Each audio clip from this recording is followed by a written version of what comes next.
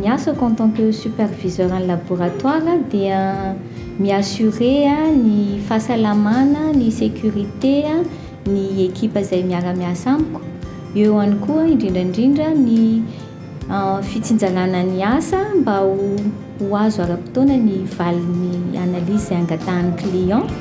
Ny asako amin'izao mitondra an'izay ny asako amin'izao tena zava-dehibe ny taona minéré makany amin'ny OPP.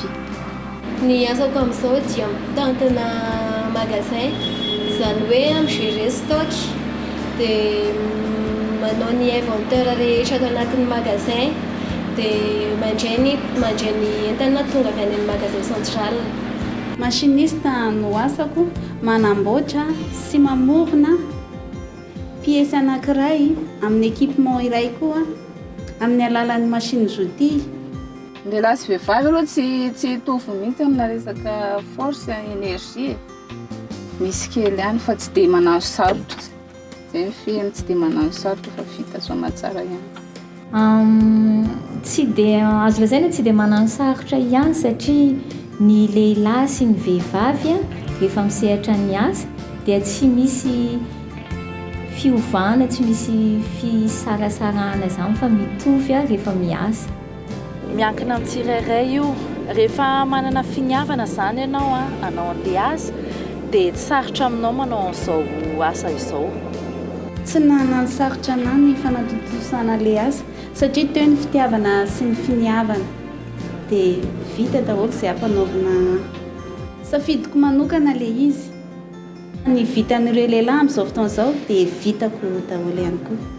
Tsika vehivavy izany afaka miditra misehatra asa rehetrarehetra rehefa hoe vitantsika ilay izy dia afaka ataontsika izany. Ny asan'ny lasan'ny vavy izany amin'izao efa mitovy satria ny vitan'ny lahy izao efa vitan'ny vavy.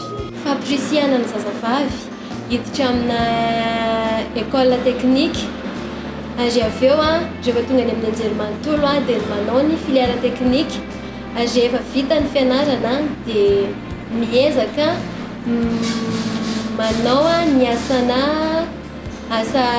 izay ndratovina teny amin'ny tamin'ny fianarana. Ohatra vehivavy manao ny asa mécanicienne, électricienne, izany hoe asan-dehilahy fa mety ho an'ny vehivavy. Dia raha mahita fa vitsy ny vehivavy miasa amin'iny, ny antony misakana voalohany angambany dia ny tsy fisahintsika vehivavy hoe hiasa amin'izany sehatra izany, nefa io sehatra io dia malalaka ka tokony irona bebe kokoa amin'izany sehatra minina izany tsika vehivavy dia mametraka demande mino somanantena fa ho voaray. Ny torohevitra dia mampirisika ny vehivavy mba tsy atahotra ny vidiny filière technique dia hanana toe-tsaina matanjaka. Manentana antsika tanora vehivavy hiditra amin'ny sehatry ny asa hafa mihitsy satria vitan'ireo lehilahy tokony ho vitantsika ihany koa. Ho antsika vehivavy izany toerana fitrandrahana izany tsy zavatra mampatahotra fa tsy ho toy tondrahana izany tsy mampatahotra fa vitantsika io afaka ataontsika soamantsara mihitsy vitantsika. Manentana antsika vehivavy tsy salasala fa mitovy zo ny lehilahy sy ny vehivavy amin'izao misehatra ny asa ka tsy tokony atao sakana ny raharaha tokantrano. Manentana ho antsika vehivavy mba hiditra atao amin'ny izao sehatra fitrandrahana izao satria vitantsika vehivavy ihany koa amin'izao fotoana izao ny fitondrana antony engin tony mba tsy hipetrapetrahantsika any an-trano fa mba miasa mitady vola ny vehivavy